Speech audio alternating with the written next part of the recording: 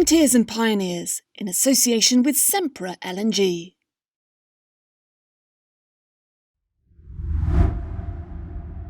It'd be great to understand sort of what is the level of standardization, if any, currently?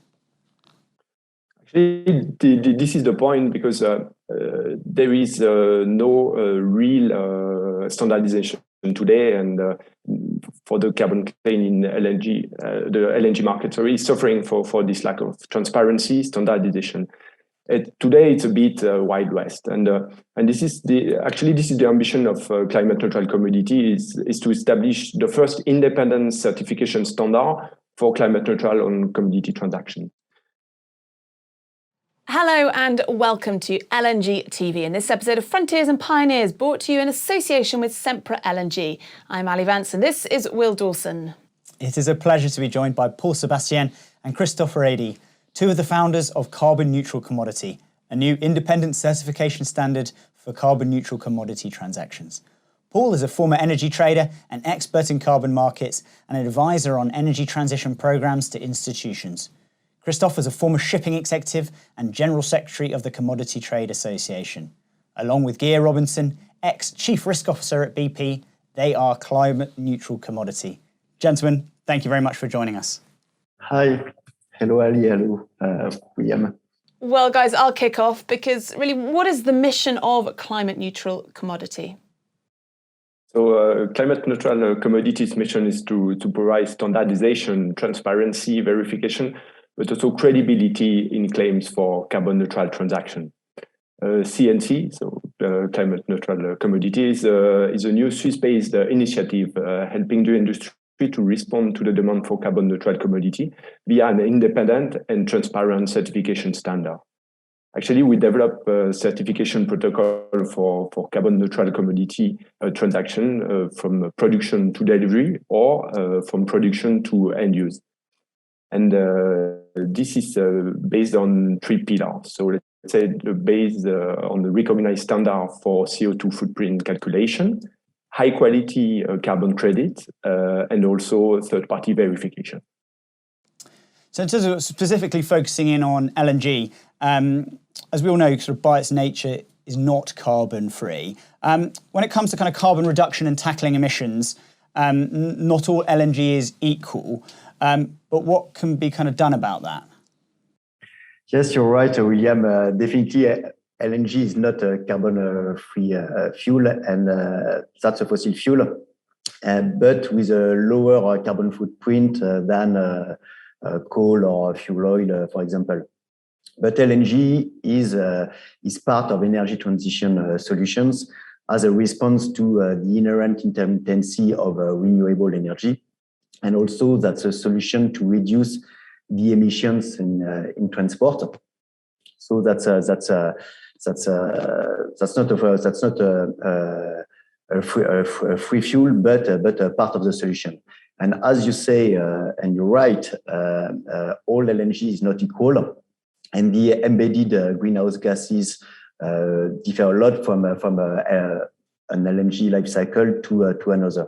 And we have example of a carbon footprint of carbon footprint calculation for specific life cycle from 0.4 to more than 1 ton of CO2 equivalent per ton of LNG.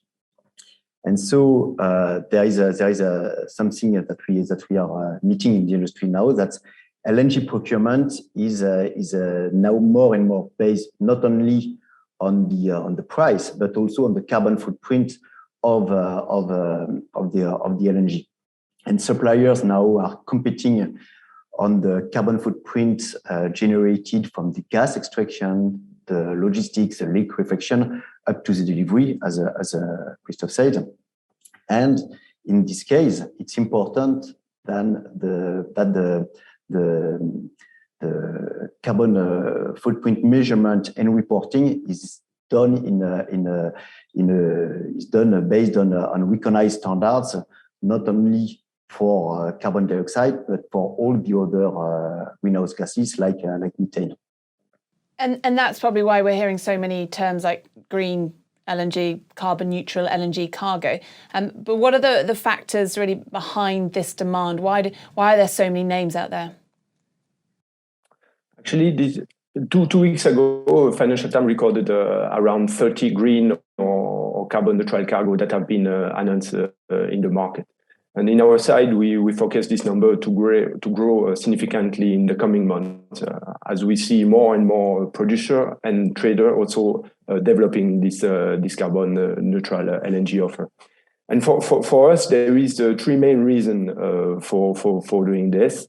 So the first actually is to achieve the corporate carbon reduction target to meet shareholder or regulation pressure. The second one is for competitive purpose, actually to respond to the demand for low carbon spec. We see more and more tender where buyers are asking for carbon footprint in the LNG, and this is also part of their decision process. And the third one is to access financing.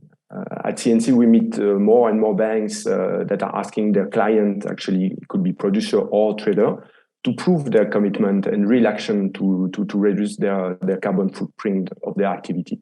And as a prerequisite for financing, or it's also even to access to a preferential financing solution. So I appreciate that. Kind of gives us a high-level view of the why. But what actually is a carbon neutral cargo? Good questions. To do carbon neutral green LNG cargo, it requires to go through several steps. First, to map the LNG life cycle of the cargo, from the gas extraction through the processing, liquefaction, and logistic up to the delivery or the gas combustion for cradle to grave transaction. Then, for each process along this life cycle, to calculate the carbon equivalent footprint with quality justified data, so either primary data or recognized emission factors for specific process. Then, and third, to reduce those emissions with industrial process optimization or carbon capture solutions. And finally, to mitigate the residual emissions with quality carbon credits issued by recognized standards for projects that prove real carbon reduction or sequestration. And those carbon credits have to be removed from the market in order to avoid any risk of a double use, which is a current debate in the voluntary carbon market currently. And all this process has to be verified by an independent party, which is not involved in the process, to avoid conflict of interest, and to guarantee credibility of a carbon neutrality claim as per the international standards like ISO 14025 for environmental claims. So you kind of talked about that verification, but it'd be great to understand sort of what is the level of standardization, if any, currently? Actually, this is the point, because there is no real standardization today, and for the carbon claim in LNG, the LNG market is suffering for this lack of transparency, standardization. Today, it's a bit Wild West, and this is the ambition of climate neutral commodity is to establish the first independent certification standard for climate neutral on commodity transaction. And last year, with experts and advisory coming from different sectors such as audit, certification company, but also experts from the environmental world, we established a certification protocol that had been communicated to the industry and organization through a public consultation. And we finally released this summer our certification protocol, so which is transparent, publicly available, and is aligned to the best international standard for environmental claims. So as Paul said, GHG protocol and also ISO 14025. And what are the hopes for the company? And also, where do you see green LNG, let's say in 5 to 10 years' time? Good Good questions. I would like to quote the conclusion of an analysis released last week by the strategic consulting firm Oliver Wyman that say the day of reckoning is approaching when gas industry leaders must act decisively in addressing climate challenges or face an inevitable slide into obscurity, which is very, very strong. And what we think that indeed with more and more organization joining the Paris Agreement objective to reduce by 50% the global emissions by 2030 and committing to net zero emission targets, we forecast the green carbon neutral LNG cargoes to represent the majority of the market by the end of the decade. So that's the first thing.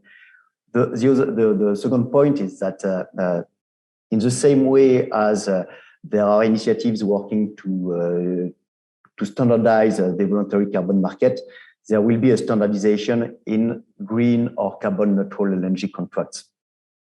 And this standardization will be based on recognized standards for carbon footprint measurement, reporting, mitigation, and verification. And this standardization will be driven either by the industry itself on a voluntary basis or by a regulatory enforcement. And we do believe that a standardized contract will be the norm both on the physical and OTC market, but also on the derivatives and on exchanges. We are currently we already met exchanges and price reporting agencies that are working now to develop indexes for green LNG market to increase liquidity and price transparency. And I guess, painting a picture of the future, I'd just be interested to know about your views on any potential pitfalls or kind of risks to be aware of for the market as kind of the green or carbon neutral LNG industry continues to grow.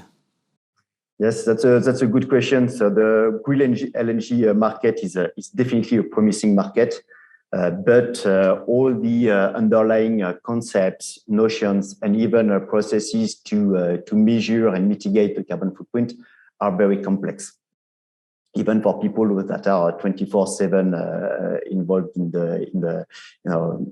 on those issues.